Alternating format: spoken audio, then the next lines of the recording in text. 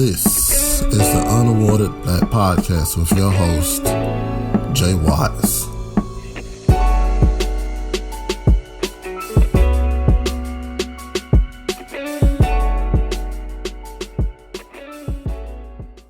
While you're watching the video, comment, like, and subscribe. Not one person we've spoken with believes what's happening in this video is right. Not the mayor of Aurora, not its police chief, and certainly not the woman who filmed the video or the family depicted in it. So why did it happen? Why did officers think it proper to order children to line the hot pavement or to handcuff people over a stolen car? They actually should have been looking for a motorcycle. Then Interim Chief Vanessa Wilson first chalked up the whole thing to miscommunication. Well, tonight, her first as permanent head of Aurora PD, she admits her department was in the wrong and policies must change. Denver 7's Jessica Porter has tonight's top story. It's uncalled for, and it shouldn't have happened, and I wish we could take it back. A different tone from now Chief Vanessa Wilson. Wilson initially blamed the use of license plate readers and miscommunication between officers and dispatch after a black family was wrongfully detained Sunday. Well, I want to first, again, apologize to the family of those children and the driver, Miss Gilliam. Just hearing those young children crying, it just tears at your heartstrings. I think everybody I felt sick to my stomach. The driver tells us she does not accept an apology, and the children were so traumatized, she's having a tough time getting them to bed. The whole point of you being a police officer is protect and serve for the people. You did not protect and serve. You put a gun on 4 kids. From pointing a gun at them during initial contact, detaining the children ages 6, 12, 14, and 17 on the hot ground with their hands behind their backs, handcuffing the teenagers. Gilliam wants their policies changed. At what point was it high risk when you just barely pulled your gun out?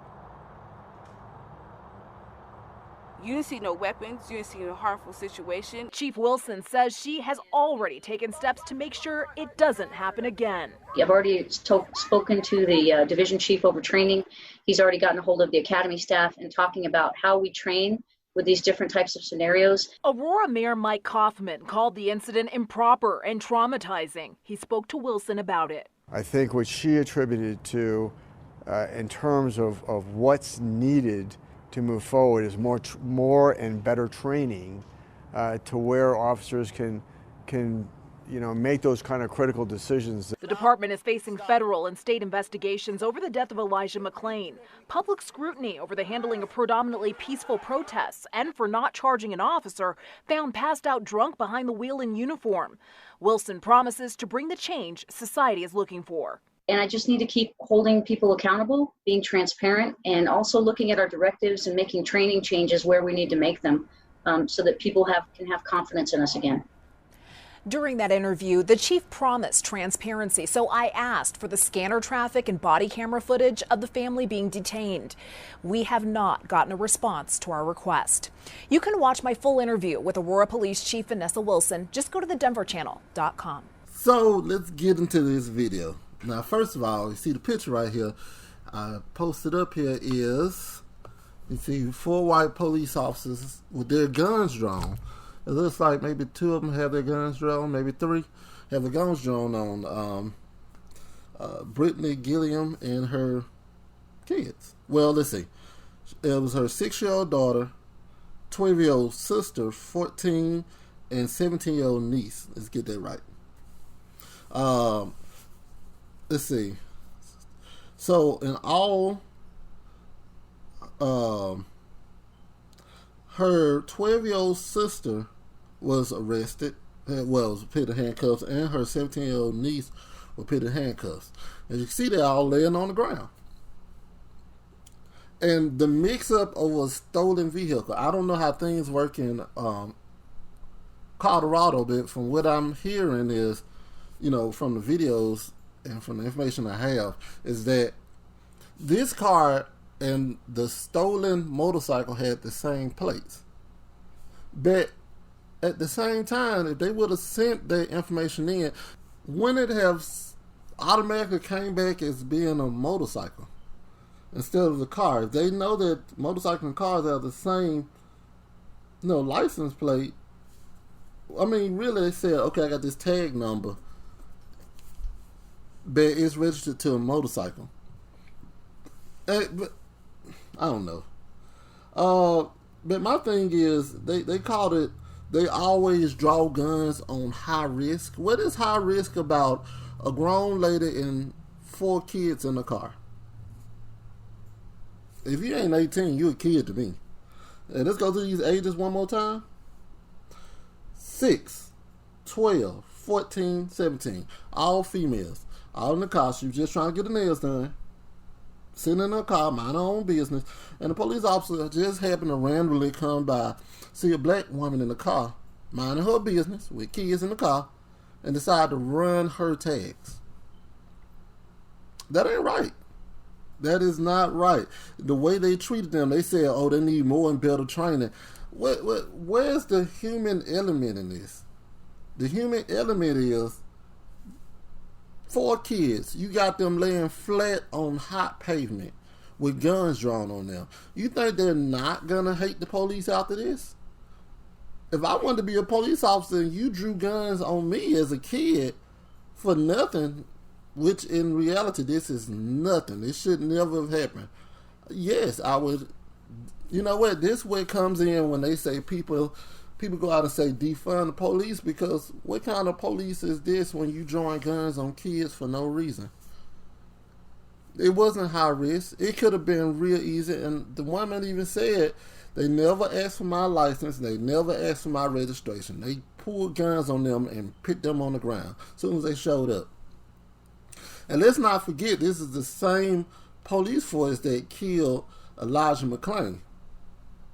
Okay? This police force, this is one where you have to go through and say, maybe this police force needs to be defunded.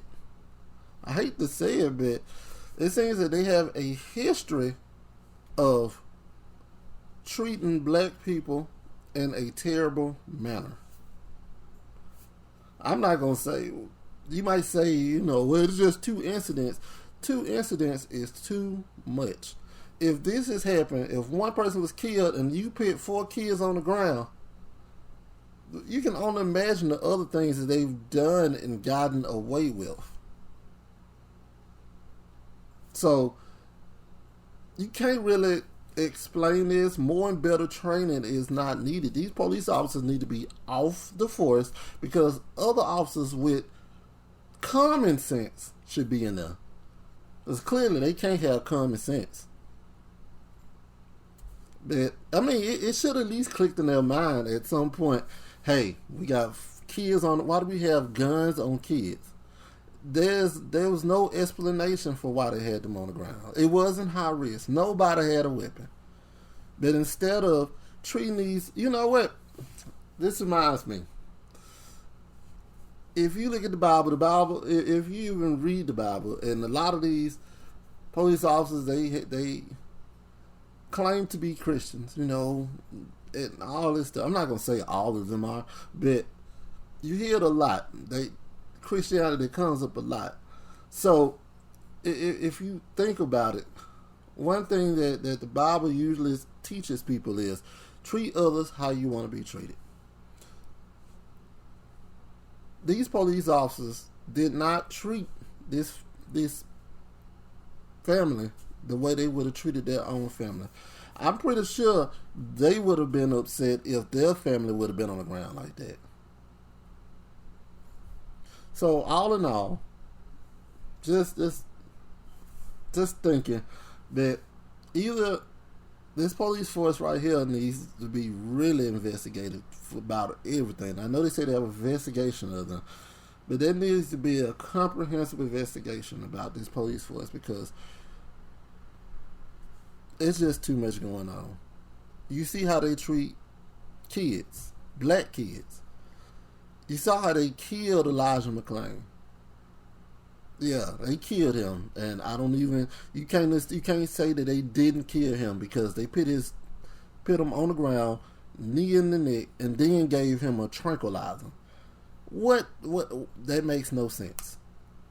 Okay, he was bound to die. That has been my time for today. This is an Unawarded Black Podcast. Like, share, subscribe. And I'll see you next time. Peace.